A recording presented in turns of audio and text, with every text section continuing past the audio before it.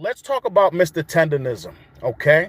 So we got a black man who made a dying business go viral, all right? An older black man with stage presence, charisma, the right attitude. He just gave that business something that you can't buy. You can't buy that type of energy. That type of energy is priceless. Only certain people have that type of energy. Certain people are quiet, they keep to themselves. Other people are very charismatic and they have the presence to get people engaged. All right. So we had a dying business. We got this old man, makes the business pop. All right. People are loving the business. But they come to find out that the old man that everybody was really subscribed to, because it wasn't about the food, it was about the personality. Once they realized that that old man did not actually own the business, people got upset. And to be honest with you, although I do have a lot to say about the situation, to be honest with you, that's not what you should be mad at, all right? There are mascots for all type of things, all right? So like if you a good businessman knows, all right, let me step back and let me let this person do what they need to do. Like for example, so I say all of that to say, just because he doesn't own the business doesn't take anything away. That's a misconception you had. Now let me tell you where the business owner messed up. He was too greedy, he was too prideful, and he was too selfish. That man realized that this old man has a celebrity, okay? But the business owner is sitting there like, wait a minute, this is my business. You understand? He want to be P. Diddy. He want to be in the videos. He want to dance in the video. He want the limelight, all right? And that's the thing that should turn you off. It should turn you off that you got a business owner who realizes somebody is elevating at a level higher than them, and their superiority complex is so high and so like overbearing that they can't allow this man to get his shine. So then when you see something like that, it makes you feel as if, damn, you was just using him. And when he had a way to make it work for him, when he turned your lemons into lemonade, you took the picture away.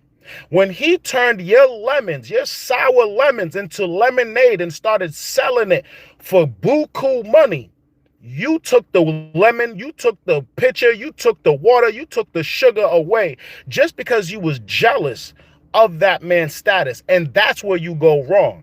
And as a business owner, I can tell you right now that that man did irreparable damage to his name and to his brand. Because now when people look you up, now people have a sour taste in their mouth. Now there's tons of videos showing, like expressing how you're not the type of business that people should patronize. You understand? And so I feel as if that man stepped on his toes. But now here's the other thing. Mr. Tenderism, if he's smart enough, what he will do is realize the blessings that God or whoever his higher power is has bestowed upon him. And he will take that to the next level and give the people what they want. You know what I mean? Give the people, maybe he links up with another business. Maybe because people was really on some like, yo, we thought this was a black business. And I can understand and respect that. You know what I mean? If you want to support your own and all of that. But when you try, if you're that set in supporting black businesses or whatnot, you need to know you should do your due diligence and realize who owns the business. There's tons of businesses out there who got a black face, but it's a white corporation running the scenes.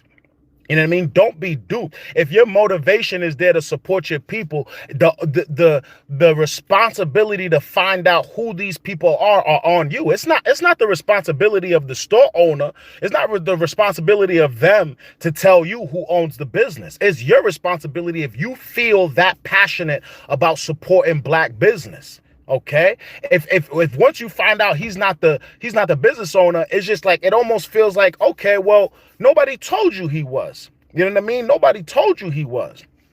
But that does not take away from the fact that this man brought a light to a business, and the business owner realized that the light was too bright and it wasn't shining on the owner himself. It was shining on the mascot. All right. So I feel as if now in the future, I don't think people should patronize that business off of the strength of the character. Like you don't want to support people like that. You know what I mean? Because people like that, they're not good people. People like that aren't good people. Like, I watched the video of the business owner's response. How dare that man had the nerve to say out his mouth, who gives a business owner a tip? As if what business owner doesn't want an extra $5,000? Y'all are acting like all business owners are millionaires. And we're talking about a restaurant at that. So the business owner had the nerve to say, oh, Keith Lee came over and he tried to tip Mr. Tenderism. Mind you, there's a whole bunch of other people here that should be tipped. That right there speaks volumes. When somebody is, this is what it breaks down to. This is what it actually boils down to. It boils down to somebody having a good heart, wanting to spread love, spread just spread goodwill, an altruistic soul. He wants to do something good, and somebody literally stepped in the way and said, no, don't do it for them, do it for me. Do you know how bad that is? Do you know what that says about your character? That's literally like you know what that is? That's like when people, when the sports players run up and they try to give the basketball or the hat or the sign, whatever, to a little kid, and then the adult standing next to them grabs it and before the little kid can get it. That says something about, that speaks volume to your character. That speaks volumes, like how much of a scumbag you are. If the business owner, actually anything other than standing in the background, letting the money rake in, letting the people enjoy what the people think they're enjoying, anything other than that is horrible.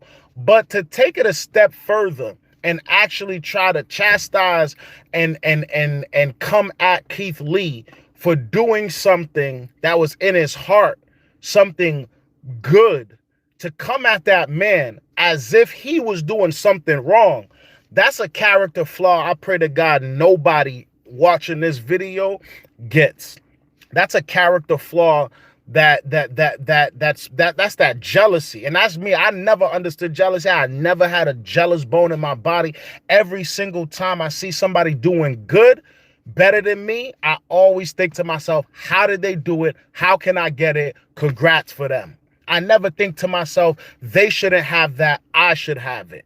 If I should have it, I would put myself in a position to get it. And that's how real men think. That's how real people, that's how anybody needs to think. All right. You don't look at what's in the next man's pocket and try to scheme your way into it. You look at what that man did to get it, and you go out and do your best to get it on your own. That's how good, decent people move. You understand? But unfortunately, man, like the greedy wins. You know what I mean? Greedy people win all the time. You know? So my hope is that Mr. Tender, I hope that, the people want a black business. The people want Mr. Tenderism to either be the owner, part owner, or at least be affiliated with something that they feel as if they can really stand behind. Mr. Tenderism, if he's smart enough, he's going to leave that business as an employee, join another business as a boss, or create his own as boss. Don't let this momentum get away from you. You got the keys. You got the juice. There's no contract that says, like, you're an employee, so you can literally leave, tell a business, like you could literally apply to another place, be like, yo, listen, I'm Mr. Tenderism. Your business needs a little bit more push. Let's do it together. You know what I mean? The old man could either also reach out to Keith Lee himself. Keith Lee seems like the type to tap in with that old man specifically and give him another little bit of a boost. You know what I mean? So I hope that old man, his family, can guide him in the right direction. You know what I mean? You know, when you go viral, when you become somebody that people really like to see, that's not necessarily something that can be planned. I mean, it can, but sometimes when it happens so quick and organic like that, that's something that you've been blessed with a momentum that if you don't capitalize on that momentum in that moment in time, you can lose it. You know what I mean? And it'd be hard for you to get back. First of all, if you notice, all trends, all people that go viral, at some point in time, people get sick and tired of seeing them. No matter how much they loved them 2 months ago, 3 months ago, because really that's the time frame we're talking about. No matter how much they loved them back then, if they come around doing the same thing, people just get tired of it. Example. That girl, that funeral, the funeral stud. I don't know, YouTube, y'all might not know who this girl is, but she's going crazy. Everybody, she's the one that goes 1, 2, 1, 2, 3, release them. Like, that girl, super viral, super crazy. But I'm starting to see comments being like, okay, we're done now. You know what I mean? Once you get those comments, it's time for you to pivot. Okay, now follow me. I'm going somewhere with this. That lady, the black lady from New York that went to like Pakistan or something like that, and she was like on the news telling the Pakistani government they need to give her X, Y, and Z. They need to give her more money. What was her name? I forgot. Praise to Allah. The girl that was like, praise to Allah, something Allah, da da da Allah. Like, she was a viral sensation.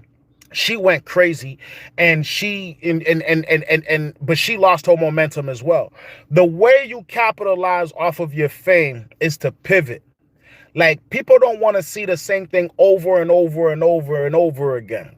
Society is very fluid. Society is very, very like touch and go. Like, all right, this is what you got. All right, scroll on to the next thing. Scroll on to the next thing. So sometimes you got to know how to reinvent yourself. That goes for content creators as well.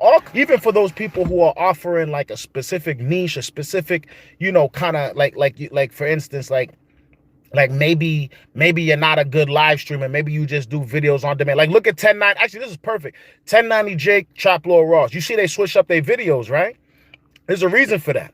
It's because they realize people are into this type of thing more right now. People are into, just live streaming and just engaging with the audience and doing reactions and, doing stuff like that. So even Abba and Preach, like you see the whole, if you look, you see the whole, and the old people who are still doing like what got them popular, their views are going down. Their views are going down. Yeah, I don't want to call out any channels, but there's a few channels that I'm thinking about right now. Like, I used to watch O'Shea Dude Jackson damn near every day. I thought that dude was hilarious, but he's not in my algorithm anymore. The algorithm is pushing something else. You understand? And if you can't give the people what they want, then the algorithm's going to leave you behind. You got to capitalize off of your momentum, and you got to pivot. You got to pivot when things are ready to be pivoted. You understand? Now, there's some people that have like an uber celebrity. Like, I'm talking major celebrity, like where it doesn't matter what they do, people will join, people will see. But that's like few and far between. We're talking Rihanna. We're talking actually all the big name celebrities or whatever. They turn their live stream on. It don't matter what they doing. People are gonna be engaged. But certain other celebrities, like for instance, look at like Ice Spice, you know what I mean, or certain things. It's just like, okay, yeah, your booty chunky, but you could only shake it in front of us for so long before we're looking at the next thing, before we wondering what else can you do. You know what I mean? Like, there's certain things, like for instance, like Young Miami. I was just watching a video where she was saying, yeah, I'm coming out with a new album. Yeah, there's some people that probably want to see that, but whatever. But certain waves have passed. And you got to get along to go along. You got to get along to go along. You know what I mean? So that's how I feel about the Mr. Tenderism situation. He has the perfect opportunity to pivot. He has the perfect opportunity to Now he can advertise himself as a marketer, as like he himself is a marketing team. You know what I mean? So he can go somewhere and be like, hey, listen, this is what I can offer you. Let's switch it up. And people will follow. People will support. Because right now, people want to see something different. Instead, they took that old man, they sent him back to his family, and now they're doing a bunch of videos with a bunch of people that we don't know. A bunch of people that we're not there for. You understand? I pray to God Mr. Tenderism figures out a way to get back on TikTok, back on screen, and give the people what they want. Because at some point, he's old too. At some point, it will get old. At some point, the juice will run out, and you want to capitalize as much off of that juice as possible, or you will be left behind. You're going to be a distant memory, or even worse, you're going to be that person that people are sick and tired of seeing. All right. So that's what we got with Mr. Tenderism. That's what we got with that whole situation. Remember, all right, like and subscribe at the same damn time. Become a member to get all the views, all of the videos without any interruptions. Because this video, if you're watching it live, if you're watching the full video, it'll be up for like 24, 48 hours. You understand? Moving on. We're talking Drewski.